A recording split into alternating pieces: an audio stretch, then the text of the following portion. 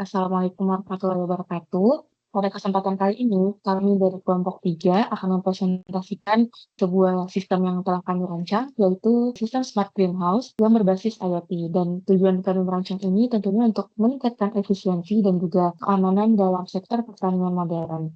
Nah, di sini kami terdiri dari 3 orang. Ada saya sendiri, yaitu Amalia Purnisari dengan NIM 2024-32005. Lalu ada rekan saya atas nama Triska Yosesta Sitorus dengan NIM 2024-32036. Dan rekan saya yang satunya lagi bernama Nindya Sutriani dengan NIM 2024-32037. Jadi di sini kami telah menyusun latar belakang masalah dari sistem yang kami rancang. Dari latar belakang yang sudah kami buat, ditemukan beberapa masalah utama, yaitu ada monitoring suhu manual, lalu tidak adanya respon otomatis terhadap suhu rendah dan juga suhu yang tinggi, lalu keamanan greenhouse yang juga rentan intruder, dan parameter kontrolnya yang kadang tidak fleksibel. Sehingga bisa memberikan dampak kepada tanaman itu akan mengalami stres karena kondisi yang kurang optimal, lalu kerugian hasil panen dan biaya tenaga kerja juga bisa menjadi tinggi dan bisa tidak fleksibel untuk greenhouse yang cukup besar. Nah, dari masalah yang sudah dirangkumkan tadi, kita memberikan beberapa ide solusi yang dimana di sini dirancang sebagai solusi otomatis berbasis microcontroller Power B9 Puna yang mengintegrasikan sensor dan aktuator untuk lingkungan tumbuh secara otomatis. Nah, di sini terdiri dari beberapa fitur untuk sistemnya sendiri, yaitu ada fitur kontrol suhu, lalu penghemat ventilasi, lalu ada sensor gerak, ada konfigurasi app, RAM, dan juga output LCD. Next, untuk tujuannya, di sini kami memiliki 4 tujuan. Next. Nah, di sini adalah desain sistem yang kami buat. Perangkat input yang kami gunakan, yang pertama itu ada push button, yaitu untuk on off system, lalu ada sensor suhu. Di sini kami menggunakan TMP36 karena bersifat analog. Lalu ada sensor digitalnya, yaitu sensor clear, menggunakan digital high atau low. Lalu ada keypad 4x4, itu untuk konfigurasi dan menyimpannya ke EEPROM. Lalu ada microcontroller yang kami gunakan, yaitu Arduino Uno. Lalu akan disimpan ke EEPROM internal. Nah, output yang kami gunakan, yang pertama itu ada relay module. Relay module ini akan mengaktifkan atau menonaktifkan dari lampu. Lalu ada yang kedua, ada PWM. PWM ini digunakan untuk menghasilkan output dari kipas DC motor itu. Lalu yang ketiga itu ada motor seperti suhu dingin, lalu suhu normal, aman, dan juga kritis. Lalu yang keempat itu ada buzzer, itu untuk alarm intruder atau alarm ketika memasukkan password dan input keypad. Lalu yang terakhir itu ada LCD E2C untuk display status di user.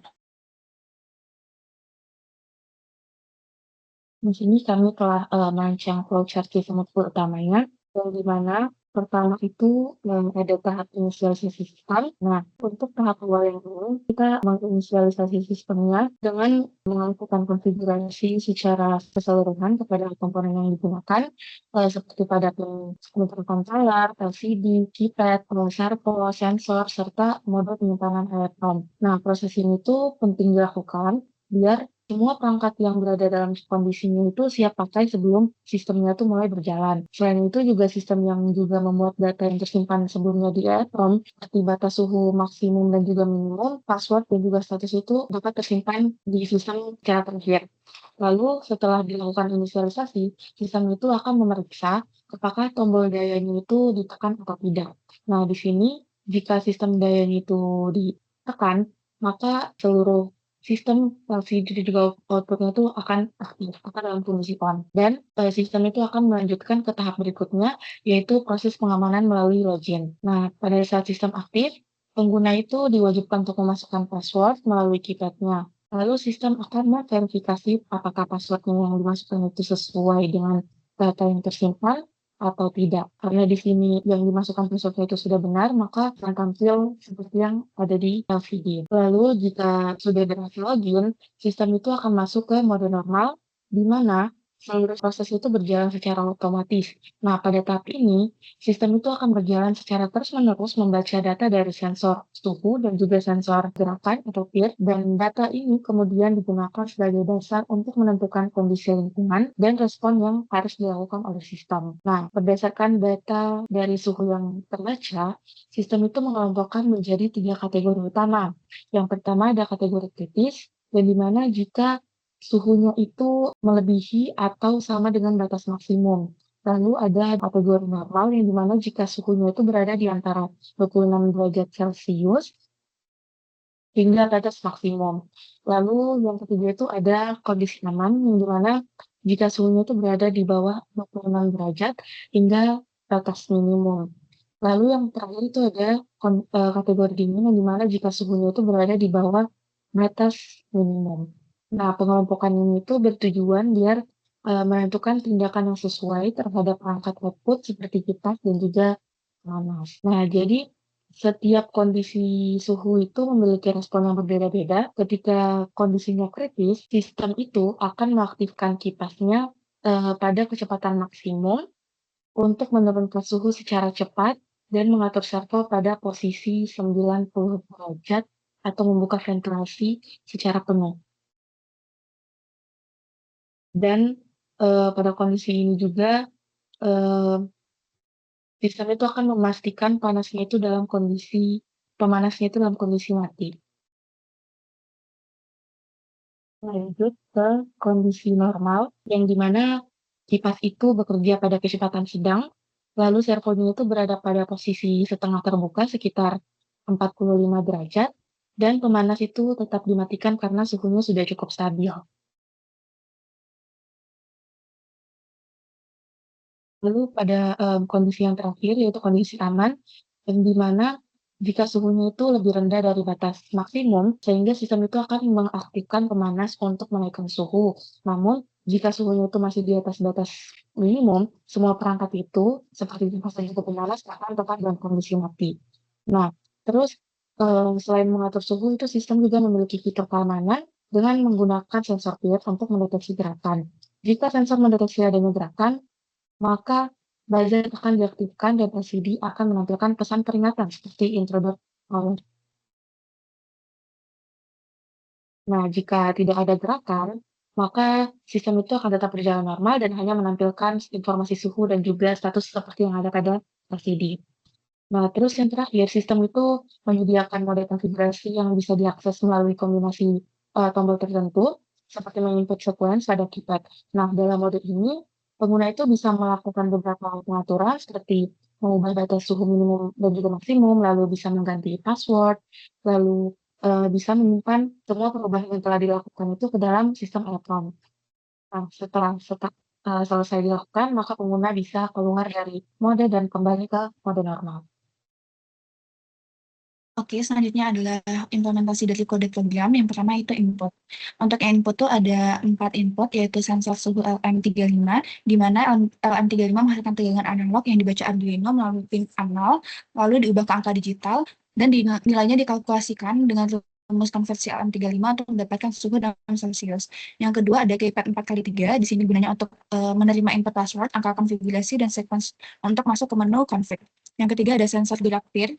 Di sini dia tuh ada function digital read, di mana jika kondisinya itu high, berarti ada pergerakan, lalu akan mengeluarkan output trigger included alert di PIR-nya. Lalu ada tombol daya fisik, di mana dalam input pull up itu dia ada dua kondisi. Jika dia normal, maka dia akan high, namun jika ditekan, maka dia akan bernilai low. Dianggap valid dengan jeda 50 milisecond untuk menghindari pembacaan ganda. Lalu yang kedua ini adalah untuk proses, di mana ini ada handle login untuk autentikasi dan juga handle config untuk konfigurasi. Pada handle login di sini untuk autentifikasi, di mana inputannya memasukkan PIN via keypad, lalu dikonfirmasi dengan menekan tombol pagar untuk verifikasi, dan juga ada akses diterima, di mana PIN cocok, maka sistem masuk ke mode normal. Namun jika aksesnya ditolak, artinya PIN salah, maka buzzer akan bunyi 3 kali dan input di reset. Lalu untuk konfigurasinya, di mana kita akan mengetikkan kode rahasia, yaitu bintang 123 pada mode normal, lalu ada menu navigasi, yaitu menu step sama dengan 0, di mana jika kita tekan 1, maka set low temp, yaitu mengatur ambang suhu bawah atau temp low, lalu tekan 2, maka set high temp, mengatur ambang suhu atas atau temp high, tekan 3, set password, yaitu mengubah PIN akses sistem, tekan 4 yaitu save, menyimpan data secara permanen ke EPROM, dan juga exit untuk kembali ke mode normal tanpa menyimpan. Nah, selanjutnya adalah proses untuk state machine system. Nah, di sini ada yang pertama yaitu off, di mana sistem tidak aktif dan semua output dimatikan berikut kodenya. Lalu yang kedua adalah mode locket, di mana kita tuh harus menunggu 3 password digit.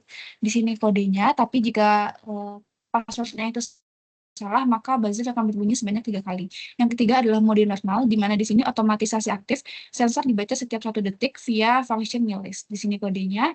Lalu yang keempat adalah mode config, di mana setelah dibaca suhunya dan passwordnya, maka kita harus menekan 4 untuk simpan ke EEPROM untuk dikonfigurasi. Selanjutnya adalah proses untuk logika suhu 3 zona. Di sini ada 3 zona, yaitu zona kritis, di mana kondisi di suhunya itu lebih besar atau sama dengan time high. Berikut kodenya, di mana kipasnya itu 255, servo atapnya akan membuka penuh, relay pemanasnya off, dan memunculkan pesan suhu kritis. Lalu ada zona normal, di mana kondisinya itu besar daripada 26 derajat Celcius, dan juga suhunya kecil dari time high.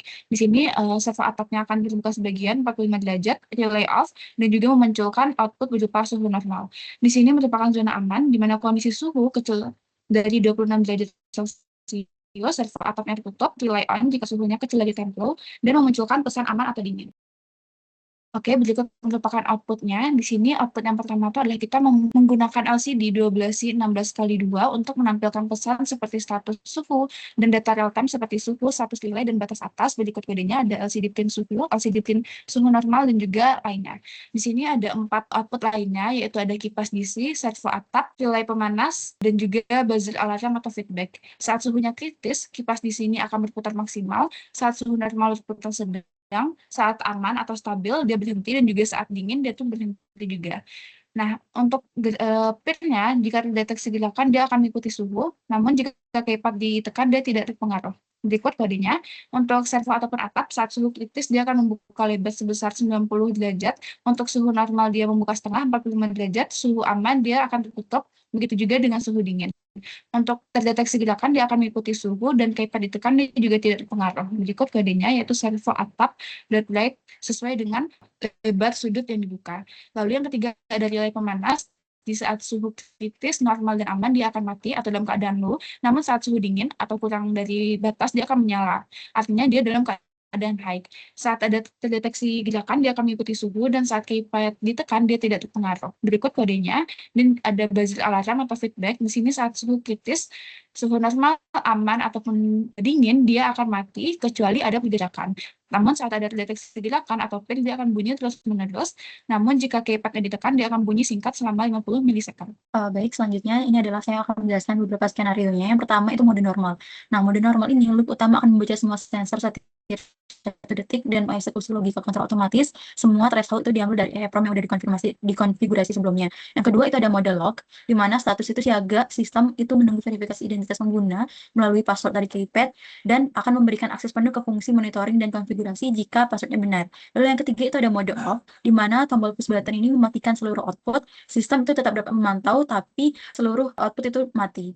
Yang keempat itu ada mode konfigurasi, di mana diaktifkan dengan kombinasi keypad pagar 1, 2, 3 bintang. Pengguna dapat mengubah threshold suhu rendah dengan mengeklik 1, tinggi 2, password 3, simpan EEPROM 4, dan exit sebenarnya itu bintang ya. Nah, ini contoh beberapa simulasi yang terjadi. Ini sudah sesuai dengan apa yang output harapan kami, yaitu saat suhu dingin itu kipas nyala, lampu mati, dan juga servo 0 itu sesuai, suhu aman juga sesuai, suhu normal juga sesuai, kritis sesuai, mode config sesuai, sistem off itu sesuai. Boot setelah config itu akan mengambil nilai dari EEPROM, nilai threshold yang telah dikonfigurasi. Lalu ketika ada intruder itu akan menyala buzzernya 3 kali, dan LCD akan menampilkan output intruder alert. Nah, berikut adalah kesimpulannya. Smart Greenhouse dari kelompok kami adalah sistem rumah kaca otomatis karena secara mandiri tanpa pengawasan secara terus-menerus. Bekerja dengan menggunakan pendekatan step machine dengan 4 yang memungkinkan step filter, step filter, dan tidak mengganggu. Pada fungsi utamanya, sistem mengontrol suhu secara otomatis melalui 3 zona adaptif, di mana kipas bekerja dengan kecepatan proporsional atau ventilasi digerakkan oleh servo, dan pemanas dinyalakan hanya saat suhu terlalu rendah, menjadikan konsumsi energi lebih efisien dibanding dengan sistem sederhana. Selain itu juga dilengkapi dengan keamanan berlapis, password, dan juga sensor PID untuk mendeteksi penyusup, serta penyimpanan EEPROM yang memastikan seluruh pengaturan tidak hilang meskipun terjadi pemadaman listrik.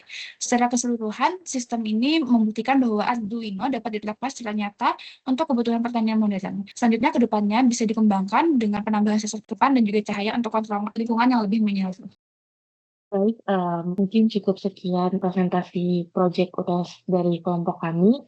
Jika ada salah mohon dimaafkan, terima kasih. Dan kami tutup dengan ucapan wabillahi taufiq wal hidayah. Wassalamualaikum warahmatullahi wabarakatuh.